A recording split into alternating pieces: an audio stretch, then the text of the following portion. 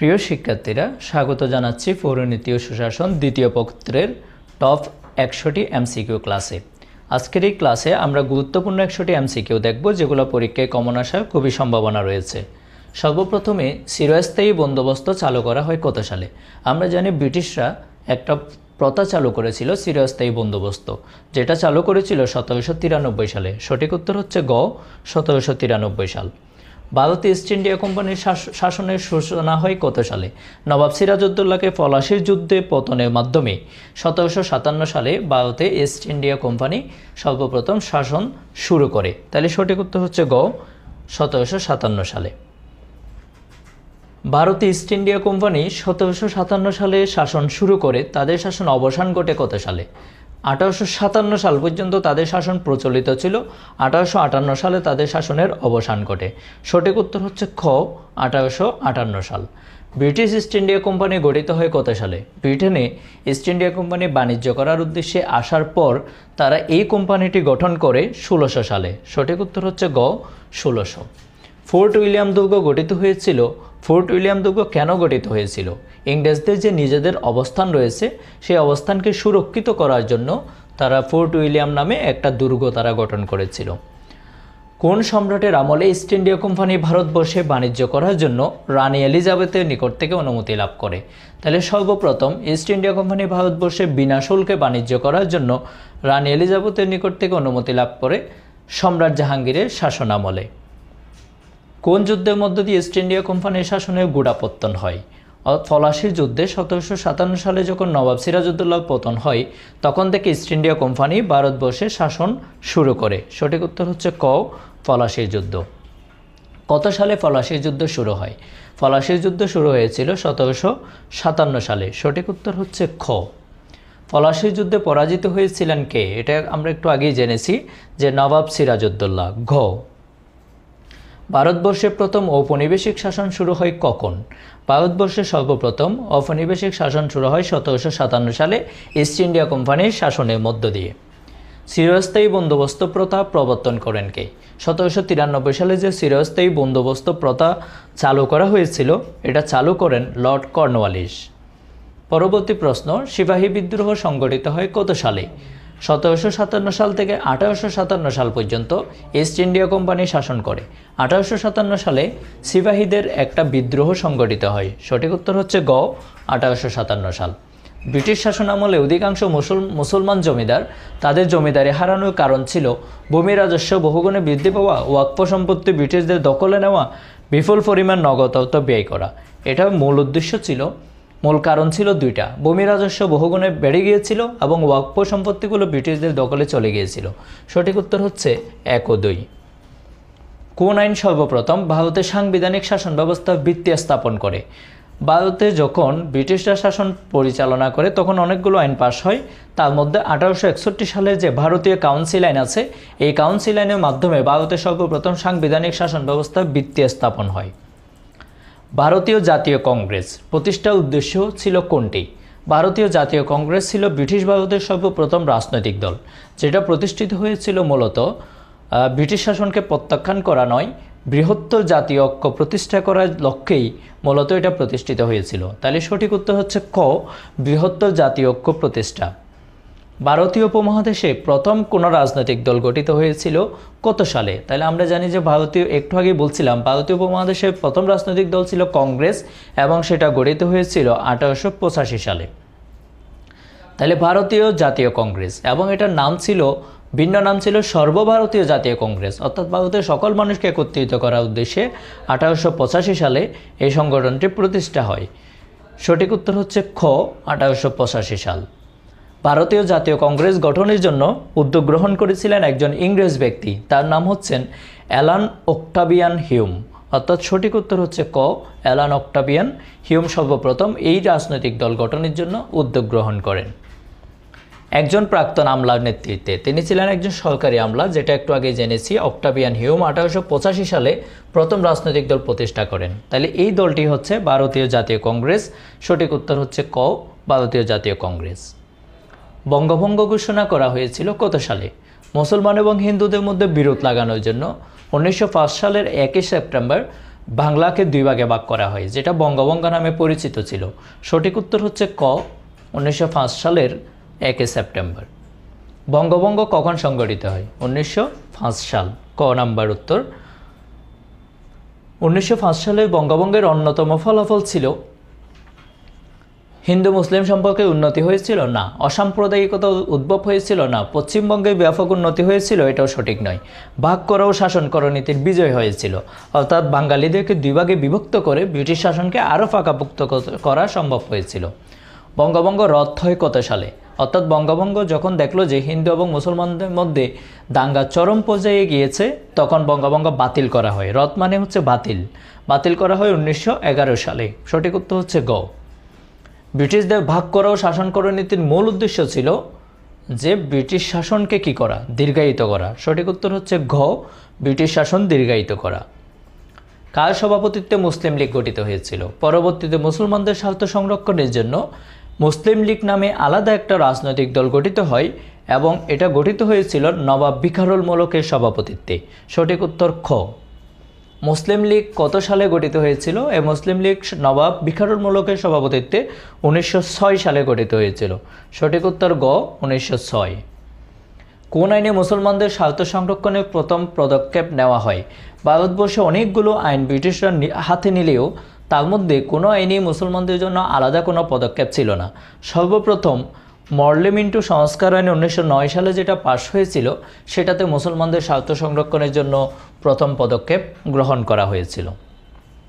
ভারতীয় উপমহাদেশে মুসলমানদের জন্য পৃথক নির্বাচন ব্যবস্থা চালু হয় কত সালে? মুসলমানদের জন্য আলাদা একটা নির্বাচন ব্যবস্থা চালু হয় এই যে মরলে মিন্টু সংস্কার আইনের মাধ্যমে 1909 সালে। ব্রিটিশ ভারতে কোন সালের আইনে প্রদেশের দ্বৈত শাসন প্রবর্তন করা হয়েছিল? প্রদেশের দ্বৈত শাসন বলতে কেন্দ্রে কেন্দ্রীয় সরকারের শাসন, প্রদেশে স্থানীয় সরকারের শাসন, অর্থাৎ প্রদেশে হচ্ছে প্রাদেশিক সরকারের শাসন। এভাবে দ্বৈত শাসন ব্যবস্থা প্রবর্তন করা হয়েছিল 1919 সালে ভারত শাসন আইনের মাধ্যমে। ভারতে মুসলিম সম্প্রদায়ের জন্য পৃথক নির্বাচন ব্যবস্থা গৃহীত হয় কত সালে? তাহলে মুসলমানদের জন্য পৃথক নির্বাচন ব্যবস্থা গ্রহণ করা হয় 1919 সালে। দ্বৈত শাসন বলতে কোন ধরনের শাসনকে বোঝায়? দ্বৈত শাসন বলতে বোঝায় দুটি প্রদেশের শাসনকে, অর্থাৎ প্রশাসনে দুটি কর্তৃপক্ষের উপস্থিতি, একটা কেন্দ্রীয় সরকারে, একটা প্রাদেশিক সরকারে। সঠিক উত্তর হচ্ছে ঘ। ভারতবর্ষে কোন আইন প্রদেশে দ্বৈত শাসন ব্যবস্থা প্রবর্তন করে? ভারতবর্ষে 1919 সালের যে ভারতীয় শাসন আইন, সেটার মাধ্যমে দ্বৈত শাসন ব্যবস্থা প্রবর্তন করে। 1935 সালের ভারত শাসন আইন অনুযায়ী দ্বিকক্ষ বিশিষ্ট আইনসভার উচ্চকক্ষের নাম কি ছিল? উচ্চকক্ষের নাম ছিল রাষ্ট্রীয় সভা। সঠিক উত্তর ঘ।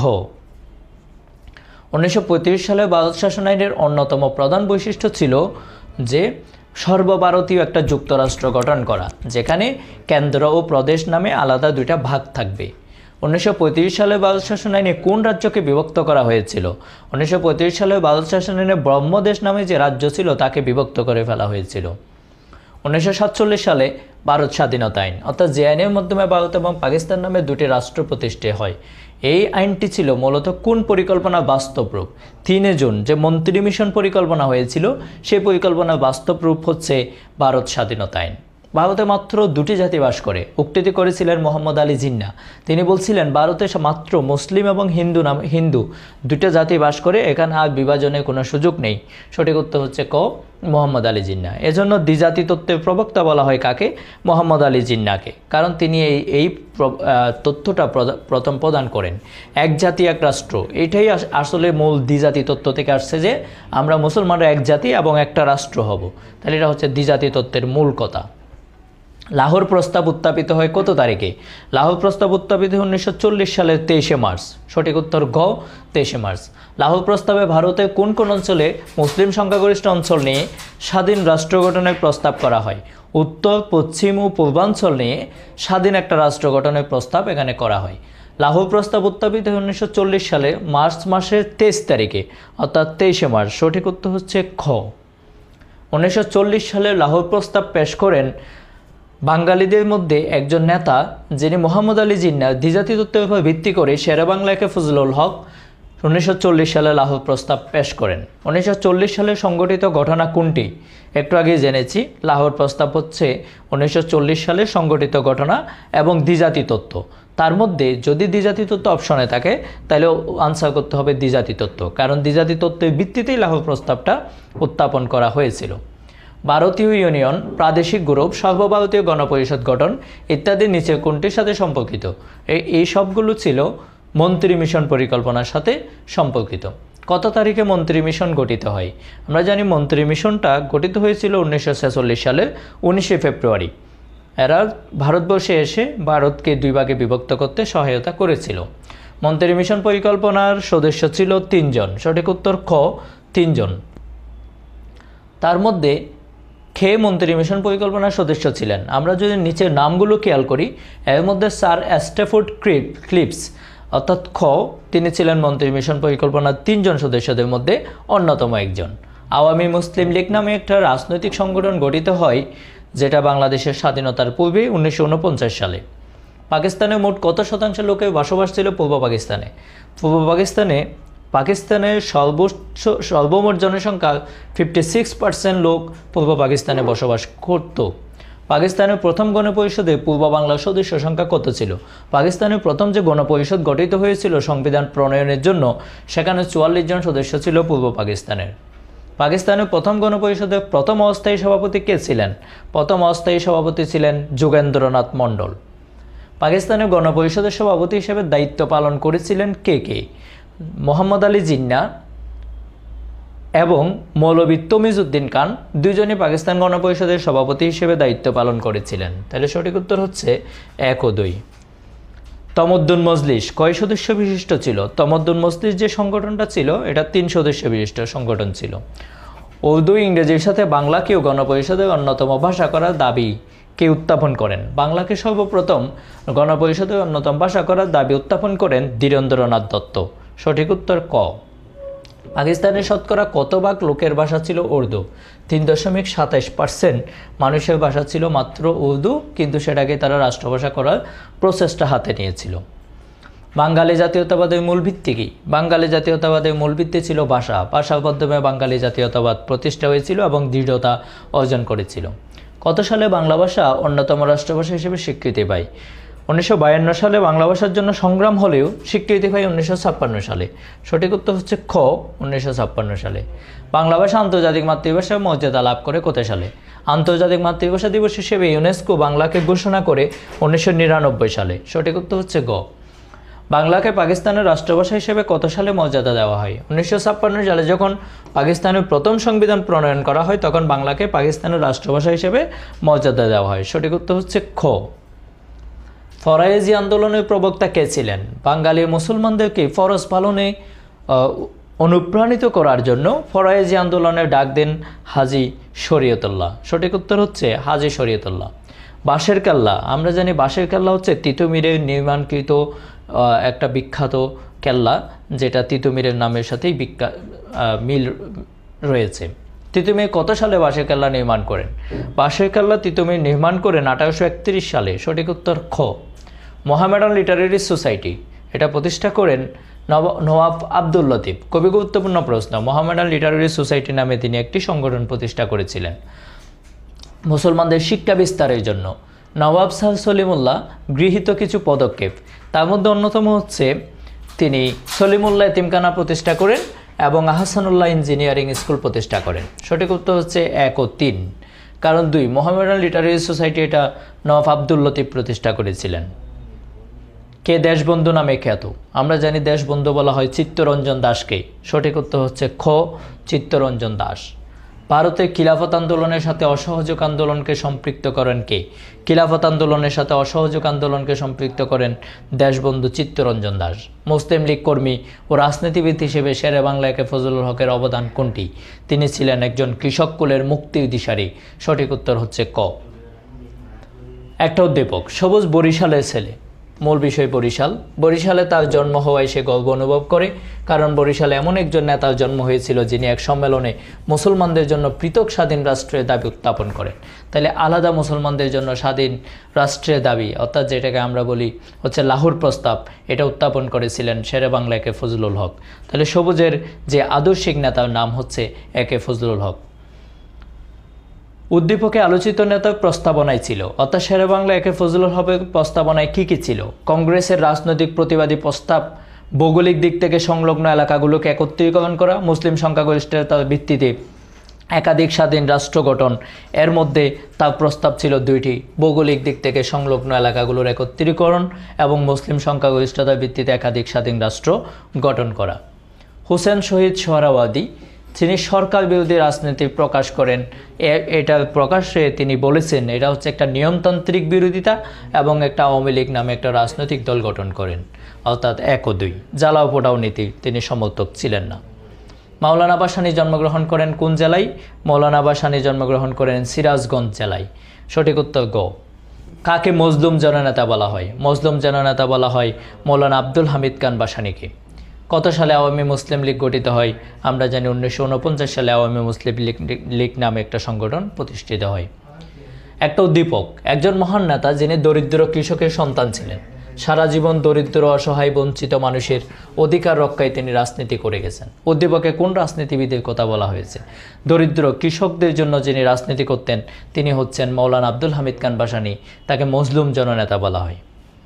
উদ্দীপকে বর্ণিত যিনি রাজনীতিবিদ আব্দুল হামিদ খান ভাসানী, তার কোন ক্ষেত্রে আর অবদান রয়েছে? তার নিপীড়িত মানুষের অধিকার প্রতিষ্ঠার ক্ষেত্রে অবদান রয়েছে। বাংলাদেশের সাংবিধানিক প্রতিষ্ঠান হচ্ছে কয়টি? বাংলাদেশ সাংবিধানিক প্রতিষ্ঠান হচ্ছে 4টি, যেগুলো সংবিধান দ্বারা স্বীকৃত এরকম প্রতিষ্ঠান রয়েছে 4টি। নির্বাচন কমিশন, কর্ম কমিশন, অ্যাটর্নি জেনারেল, মহাহিসাব নিরীক্ষক ও নিয়ন্ত্রক, 4টি প্রতিষ্ঠান।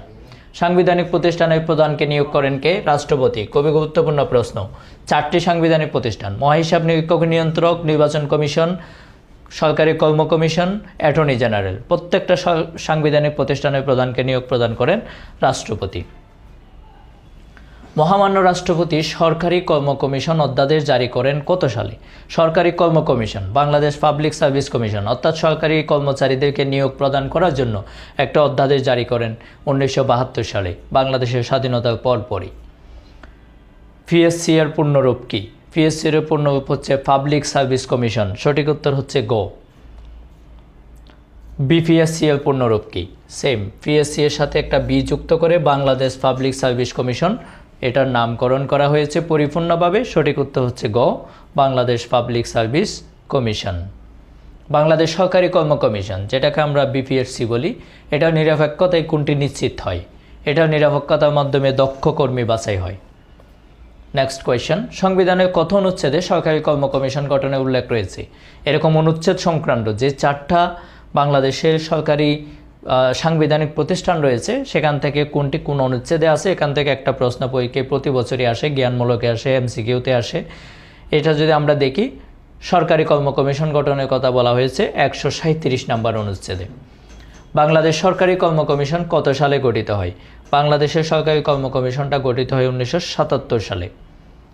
বাংলাদেশের সরকারি কর্ম কমিশনের কয়টি শাখা অফিস রয়েছে?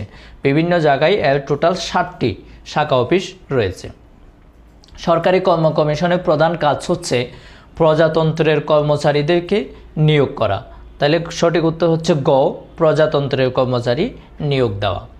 কর্ম কমিশনের প্রয়োজন কেন? কর্ম কমিশনের প্রয়োজন হচ্ছে প্রজাতন্ত্রের কর্মের জন্য, মানুষ বা লোকবল নিয়োগদানের জন্য। সঠিক উত্তর হচ্ছে গ, প্রজাতন্ত্রের কর্মে নিয়োগদানের জন্য কর্ম কমিশনের প্রয়োজন।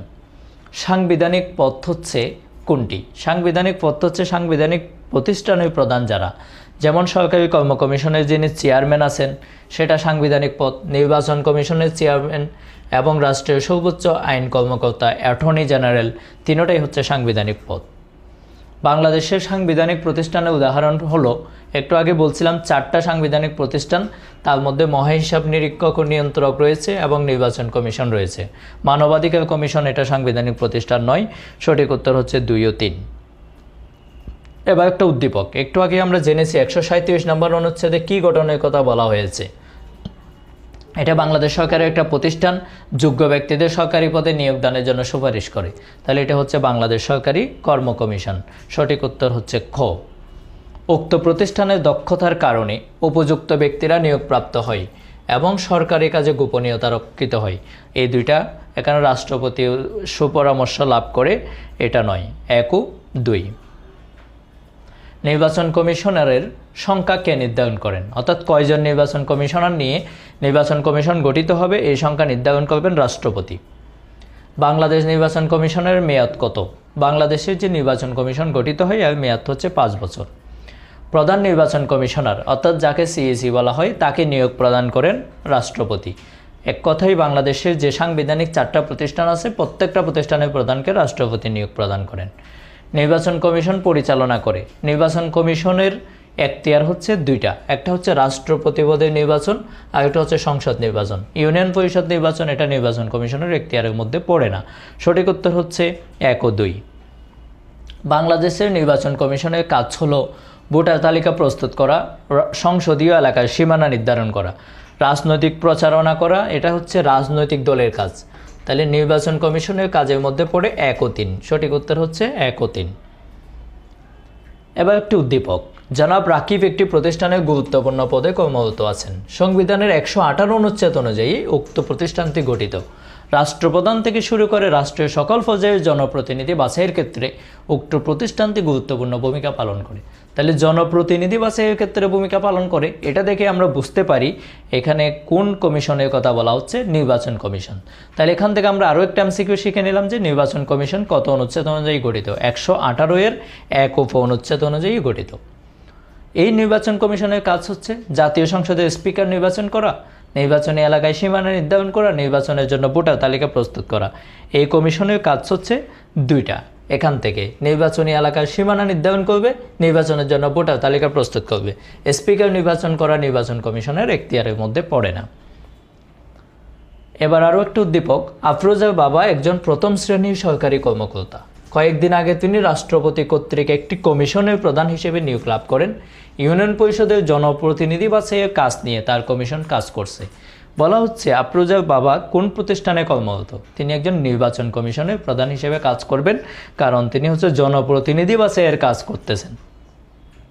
উক্ত প্রতিষ্ঠানের সুষ্ঠু কার্য সম্পাদনের ফলে, অর্থাৎ নির্বাচন কমিশন যদি সুষ্ঠুভাবে কার্য সম্পাদন করতে পারে তাহলে গণতান্ত্রিক অধিকার প্রতিষ্ঠা হবে এবং উপযুক্ত জনপ্রতিনিধি বাছাই হবে। দুর্নীতির হ্রাসের কাজটা তারা করে না। তাইলে এখানে সঠিক উত্তর হচ্ছে 1 ও 3। বাংলাদেশের সর্বোচ্চ আইন কর্মকর্তা কে?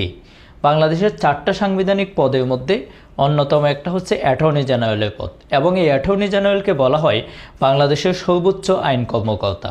সঠিক উত্তর হচ্ছে ক, অ্যাটর্নি জেনারেল। প্রজাতন্ত্রের পক্ষে কোনো জটিল আইনের দেখা দিলে, যে আইন সাধারণত রাষ্ট্র পরিচালনা করে ব্যক্তিগণ বুঝতে পারেন না, এই আইনের ব্যাখ্যা প্রদান করেন অ্যাটর্নি জেনারেল। সঠিক উত্তর ঘ, অ্যাটর্নি জেনারেল। অ্যাটর্নি জেনারেলকে নিয়োগদান করেন কে? রাষ্ট্রপতি। এটা একটু আগে বলছিলাম 4টা প্রতিষ্ঠানের প্রধানকে রাষ্ট্রপতি নিয়োগ প্রদান করবেন। অ্যাটর্নি জেনারেল যে ধরনের মামলা পরিচালনা করেন, অ্যাটর্নি জেনারেল সবসময় সরকারের প্রধান আইন কর্মকর্তা হিসেবে সরকারের পক্ষের সকল মামলা তিনি পরিচালনা করবেন। সঠিক উত্তর হচ্ছে গ। বাংলাদেশ সরকারের আইন উপদেষ্টা হিসেবে অ্যাটর্নি জেনারেল দায়িত্ব পালন করবেন, সরকারকে বিভিন্ন আইনি পরামর্শ প্রদান করে থাকবেন। জনাব কর রাষ্ট্রের পক্ষে যে কোনো মামলা যে কোনো আদালতে পরিচালনা করতে পারবেন। তাইলে এখানে ক দ্বারা কোন কর্মকর্তাকে বোঝানো হচ্ছে? অ্যাটর্নি জেনারেল, যিনি হচ্ছে রাষ্ট্রের প্রধান আইন কর্মকর্তা। এবার একটি উদ্দীপক। জনাব ইমরান সুপ্রিম কোর্টের বিচারক হওয়ার যোগ্য একজন ব্যক্তি। সম্প্রতি তিনি বাংলাদেশ সংবিধানের 64 নম্বর অনুচ্ছেদে, আমরা খেয়াল করব অনুচ্ছেদটি, প্রজাতন্ত্রের একটি পদে নিয়োগ লাভ করেন। তাহলে এখান থেকে প্রশ্ন হতে পারে 64 নম্বর অনুচ্ছেদে অ্যাটর্নি জেনারেল নিয়োগের কথা বলা হয়েছে। এটা গুরুত্বপূর্ণ একটা এমসিকিউ। উক্ত পদে জনাব ইমরানকে নিয়োগদান করেন কে? অবশ্যই রাষ্ট্রপতি, কারণ এটা সাংবিধানিক প্রতিষ্ঠান, এর প্রধান হিসেবে রাষ্ট্রপতি নিয়োগদান করেন।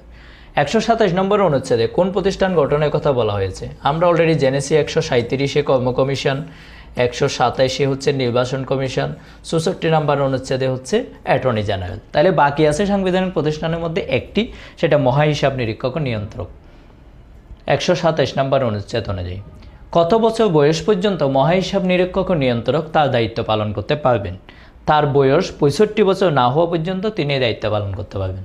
মহাহিসাব নিরীক্ষক ও নিয়ন্ত্রকের ক্ষেত্রে কোনটি সঠিক? তিনি হচ্ছেন রাষ্ট্রপতি কর্তৃক নিযুক্ত হবেন। মহাহিসাব নিরীক্ষক ও নিয়ন্ত্রককে কে নিয়োগদান করবেন? অবশ্যই রাষ্ট্রপতি, কারণ এটা সাংবিধানিক প্রতিষ্ঠান। দুর্নীতি দমন কমিশন আইন বাংলাদেশে কখন পাস হয়? বাংলাদেশের দুর্নীতি দমন কমিশন আইন পাস হয় 17 ফেব্রুয়ারি 2004 সালে। দুর্নীতি দমন কমিশন কত সালে গঠিত হয়? গঠিত হয় 2004 সালে, তবে 23 ফেব্রুয়ারি। বিশ্বের মোট জনসংখ্যা কত শতাংশ মানুষ কোনো না কোনোভাবে প্রতিবন্ধী?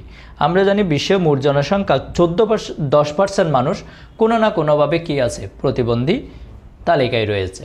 বিশেষ চাহিদার জনগোষ্ঠী কারা? যারা প্রতিবন্ধী তাদেরকে বিশেষ চাহিদার জনগোষ্ঠী বলা হয়। সঠিক উত্তর হচ্ছে ঘ। বিশ্ব প্রতিবন্ধী দিবস পালিত হয় কখন? সারা বিশ্বে বিশ্ব প্রতিবন্ধী দিবস পালিত হয় 3 ডিসেম্বর। প্রতিবন্ধীদের যে সমস্যা, এই সমস্যা সমাধানে সবার আগে কিসের প্রয়োজন? সবার আগে প্রয়োজন হচ্ছে ইতিবাচক দৃষ্টিভঙ্গি এবং সামাজিক নিরাপত্তা। এই দুটোর মধ্যে সামাজিক নিরাপত্তা হচ্ছে সবার আগে দরকার, তাদেরকে সামাজিকভাবে নিরাপত্তা প্রদান করতে হবে। ব্রেল সামগ্রী, আমরা জানি ব্রেল সামগ্রী হচ্ছে কোনো কাগজের উপর লেখা যেটা হাত দিয়ে অনুভব করা যায়। এটা হচ্ছে যারা চোখে দেখে না, অর্থাৎ দৃষ্টি প্রতিবন্ধীদের জন্য এটা প্রযোজ্য। প্রতিবন্ধীদের কিছু সমস্যা রয়েছে, তার মধ্যে নিচের কোনগুলো প্রতিবন্ধিতার সমস্যা? দৃষ্টিহীনতা, বাকশক্তিহীনতা, প্রখরবোধ শক্তি। এর মধ্যে প্রখরবোধ শক্তি এটা প্রতিবন্ধিতায় পড়ে না, 1 ও 2 হচ্ছে প্রতিবন্ধীদের সমস্যা। একটা উদ্দীপক, বাবুর বয়স 12 বছর, সে এখনও কথা বলতে পারে না। তাহলে সে যেহেতু কথা বলতে পারে না, এটা হচ্ছে বাক প্রতিবন্ধী। সঠিক উত্তর গ। উদ্দীপকে বাবু কী ধরনের বাধার সম্মুখীন হতে পারে? যেহেতু সে কথা বলতে পারে না, তাই সে মনের ভাব প্রকাশ করতে পারবে না, গ নাম্বার। এবার একটা উদ্দীপক, দরিদ্র পিতামাতার 8 বছরের সন্তান মাসুম, দুটো চোখেই সে সামান্য দেখতে পারে। অসচ্ছল পরিবারে জীবন চলে অনাদরে, কিন্তু সে পড়ালেখায় খুবই আগ্রহী। তাহলে সে হচ্ছে দৃষ্টিশক্তিহীন, তাই চোখে দেখতে পারে না, তাহলে সে দৃষ্টি প্রতিবন্ধী। এই দৃষ্টি প্রতিবন্ধীদের জন্য প্রয়োজন যথাযথ চিকিৎসা ব্যবস্থা, শিক্ষা প্রশিক্ষণের ব্যবস্থা এবং বিশেষ সহযোগিতা ও সুবিধা। 3টা বিষয় তাদেরকে প্রদান করতে হবে। এবার একটা উদ্দীপক, তরিকুল কথা বলতে পারে না, জন্মের পর থেকে সে এই সমস্যায় ভুগছে। তার মতো এমন অনেক প্রতিবন্ধী বাংলাদেশে আছে। এরা সমাজে নানা ধরনের সমস্যার সম্মুখীন হয়। তাকে কোন ধরনের প্রতিবন্ধী বলা যায়? কথা বলতে পারে না, সে বাক প্রতিবন্ধী। তরিকুল সমাজে কী ধরনের সমস্যার সম্মুখীন হয়েছে বলে তুমি মনে করো? তাহলে যেহেতু সে বাক প্রতিবন্ধী, তাহলে মনের ভাব প্রকাশে সে সমস্যার সম্মুখীন হচ্ছে। দুর্নীতি একটা সামাজিক ব্যাধি, যেটা সমাজের রন্ধ্রে রন্ধ্রে ঢুকে রয়েছে। ইংরেজি করাপশন শব্দটি কোন ভাষা থেকে এসেছে? ইংরেজি করাপশন শব্দটি ল্যাটিন শব্দ থেকে এসেছে। দুর্নীতি একটি সর্বগ্রাসী একটা সামাজিক ব্যাধি।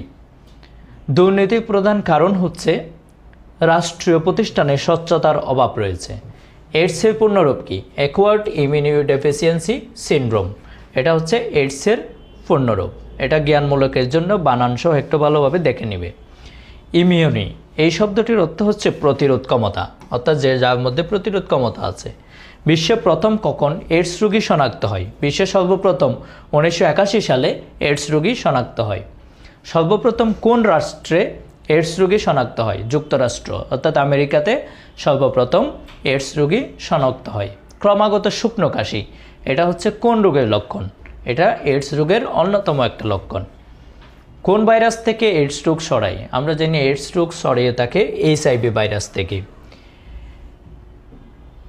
HIV কোন মহাদেশে সর্বপ্রথম ব্যাপক বিস্তার লাভ করে? এটি সর্বপ্রথম ব্যাপক বিস্তার লাভ করে আফ্রিকা মহাদেশে। সঠিক উত্তর ঘ। এইডসের জন্য দায়ী কোন ভাইরাস? HIV virus. স্বাধীনতা লাভের পর কোন রাষ্ট্র একটি দ্রুততম সময়ের মধ্যে সংবিধান রচনা করে? আমরা যদি 4টা রাষ্ট্রের মধ্যে দেখি, বাংলাদেশ 1 বছরের মধ্যে আর কম সময়ে একটা সংবিধান রচনা করে, তাহলে সঠিক উত্তর হচ্ছে গ, বাংলাদেশ। কত তারিখে বাংলাদেশ গণপরিষদ আদেশ ঘোষণা করা হয়? 1972 সালে সর্বপ্রথম সংবিধান প্রণয়নের জন্য 23 মার্চ একটি গণপরিষদ আদেশ ঘোষণা করা হয়। অস্থায়ী সংবিধান আদেশ কখন জারি হয়? অর্থাৎ একটা দেশ স্বাধীনতা লাভের পর তার সংবিধান যতদিন প্রণয়ন হয় নাই ততদিন পর্যন্ত দেশ পরিচালনার জন্য 1972 সালের 11 জানুয়ারি অস্থায়ী সংবিধান আদেশ জারি করা হয়। বাংলাদেশের সংবিধান প্রণয়ন কমিটির সদস্য সংখ্যা কতজন ছিল? বাংলাদেশ সংবিধান প্রণয়নের জন্য একটা কমিটি গঠন করে, এই কমিটিতে সদস্য সংখ্যা ছিল 34 জন। 34 জনের মধ্যে একজন ছিল বিরোধী দলীয় সদস্য। কোন পদ্ধতিতে বাংলাদেশের সংবিধান প্রণীত হয়? বাংলাদেশ সংবিধান প্রণয়নের জন্য যে পরিষদ গঠন করা হয়েছিল তার নাম ছিল গণপরিষদ। তাহলে গণপরিষদের মাধ্যমেই বাংলাদেশের সংবিধান প্রণীত হয়। 1972 সালে বাংলাদেশের সংবিধান প্রণয়নের জন্য অস্থায়ী সংবিধান আদেশ জারি করেন কে? তৎকালীন রাষ্ট্রপতি শেখ মুজিবুর রহমান অস্থায়ী সংবিধান আদেশ জারি করেন। স্বাধীনতা লাভের পর কোন রাষ্ট্রটি সবচেয়ে দ্রুততার সাথে সংবিধান রচনা করে? এখানেও 4টি দেশ আছে যেগুলো আগের দেশগুলোর চেয়ে উদাহরণে ভিন্ন, কিন্তু এই 4টা দেশের মধ্যেও বাংলাদেশই সবচেয়ে দ্রুততার সময়ে সংবিধান রচনা করে থাকে। বাংলাদেশ স্বাধীন হওয়ার পর রাষ্ট্র পরিচালনার জন্য দ্রুত একটি বিষয়ে সিদ্ধান্ত নেওয়া হয়, এটির বাস্তবায়ন হয় খুব দ্রুত। উদ্দীপকে কোন বিষয়ের কথা বলা হয়েছে? তাহলে সিদ্ধান্ত গ্রহণ করে এবং দ্রুত বাস্তবায়ন হয় সংবিধান রচনার কথা এখানে বলা হচ্ছে। খসড়া সংবিধান প্রণয়ন কমিটি, অর্থাৎ সংবিধান প্রণয়নের জন্য একটা কমিটি গঠন করা হয়। এই কমিটিটা গঠন করা হয় 11 এপ্রিল 1972 সালে। এই সংবিধান প্রণয়ন কমিটির প্রধান ছিলেন ডক্টর কামাল হোসেন। এই সংবিধান প্রণয়ন কমিটিতে 34 সদস্য বিশিষ্ট যে কমিটি গঠন করা হয়েছিল তার সভাপতি ছিলেন ডক্টর কামাল। কেন করা হয়েছিল? একটা চূড়ান্ত সংবিধান প্রণয়নের জন্য, নাকি ডিজিটাল সংবিধান প্রণয়নের জন্য, নাকি খসড়া সংবিধান প্রণয়নের জন্য? এই কমিটি গঠন করা হয়েছিল খসড়া সংবিধান প্রণয়নের জন্য। বাংলাদেশ সংবিধান প্রণয়নে গঠিত যে কর্তৃপক্ষ সেটা ছিল কোনটি? সংবিধান প্রণয়নের জন্য গঠিত কর্তৃপক্ষ ছিল গণপরিষদ। গণপরিষদের মাধ্যমে বাংলাদেশ একটি সুন্দর সংবিধান প্রণয়ন করে। প্রিয় শিক্ষার্থীরা, এই গুরুত্বপূর্ণ এমসিকিউগুলো পড়ার মাধ্যমে আশা করি তোমরা তোমাদের পরিণতি ও সুশাসন দ্বিতীয় পত্রে খুব বেশি গুরুত্বপূর্ণ এমসিকিউগুলো থেকে কমন পাবে এবং এগুলো ভালোভাবে দেখে গেলে আশা করি তোমরা ভালো করতে পারবে। ধন্যবাদ সবাইকে। আসসালামু আলাইকুম।